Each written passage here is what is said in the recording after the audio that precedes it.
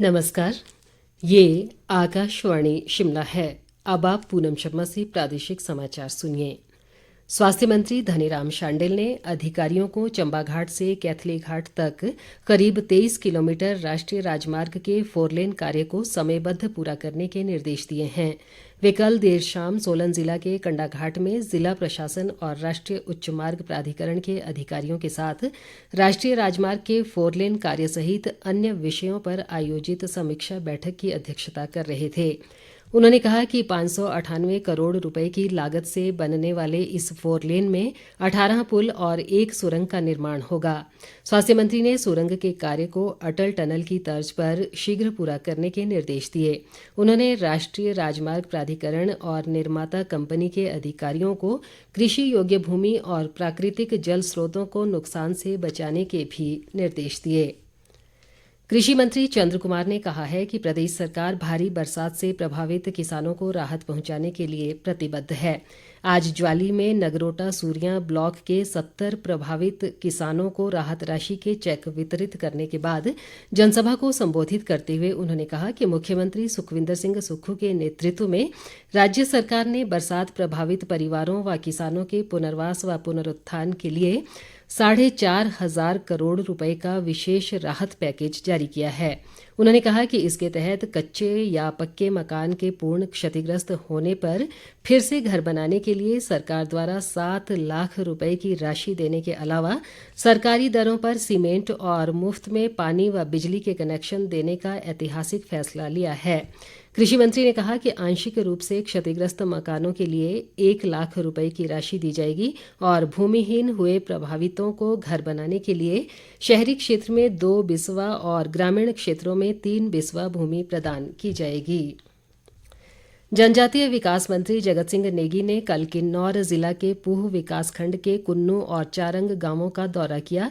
इस दौरान जनसभा को संबोधित करते हुए उन्होंने कहा कि संचार सुविधा को सुदृढ़ किया जाएगा ताकि लोगों को सिग्नल की समस्या से निजात मिल सके। उन्होंने कहा कि आय के साधन बढ़ाने के लिए बागवानी के माध्यम से विकल्प तलाशे जाएंगे और टापरी मंडी में आढ़तियों को कृषि उपज खरीदने के लिए जगह दी जाएगी। उन्होंने ग्राम पंचायत चारंग को इस वर्ष के स्वच्छता सर्वेक्षण में प्रथम आने पर बधाई दी।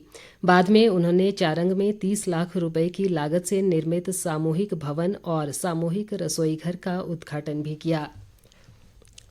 उद्योग मंत्री हर्षवर्धन चौहान ने महिलाओं से सरकार द्वारा उपलब्ध करवाई जा रही स्वास्थ्य सेवाओं का लाभ उठाने और किसी भी बीमारी को हल्के में न लेने का आग्रह किया है। आज नाहन के कफोटा में आयोजित निशुल्क चिकित्सा शिविर का शुभारंभ करते हुए उन्होंने सभी से अपने स्वास्थ्य के प्रति जागरूक रहने की अपील की।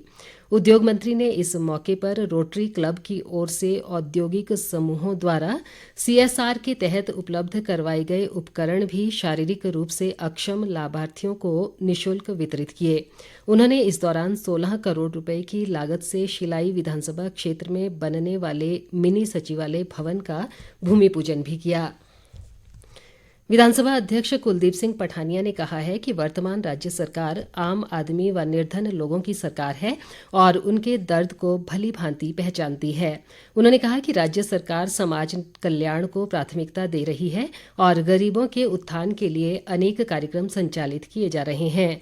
आज नूरपुर उपमंडल की गतला पंचायत में जागृति सामुदायिक केंद्र व 4 दिवसीय खेलकूद प्रतियोगिता का उद्घाटन करने के बाद एक जनसभा को संबोधित करते हुए उन्होंने कहा कि राज्य में इस बार इतिहास की सबसे बड़ी आपदा से भारी नुकसान हुआ है, लेकिन वर्तमान सरकार ने मुख्यमंत्री सुखविंदर सिंह सुक्खू के नेतृत्व में आपदा प्रभावितों की हर संभव मदद के लिए कारगर कदम उठाए हैं।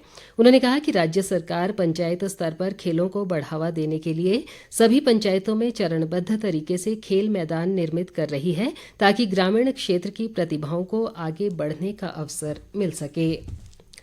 कांगड़ा के उपायुक्त निपुण जिंदल ने बताया कि नागरिक आपूर्ति व सार्वजनिक वितरण प्रणाली विभाग के तहत उपभोक्ताओं के राशन कार्ड की EKYC करवाने की तिथि 30 नवंबर 2023 तक बढ़ा दी गई है। पहले ये 31 अक्टूबर 2023 तक निर्धारित की गई थी। उन्होंने कहा कि केवाईसी करवाने से वंचित रहे परिवारों की सुविधा के लिए ये तिथि बढ़ाई गई है। उन्होंने सभी उपभोक्ताओं से ई केवाईसी की प्रक्रिया को समयबद्ध पूरा करने में सहयोग प्रदान करने का आग्रह किया है। इसी के साथ ये समाचार बुलेटिन समाप्त हुआ। नमस्कार।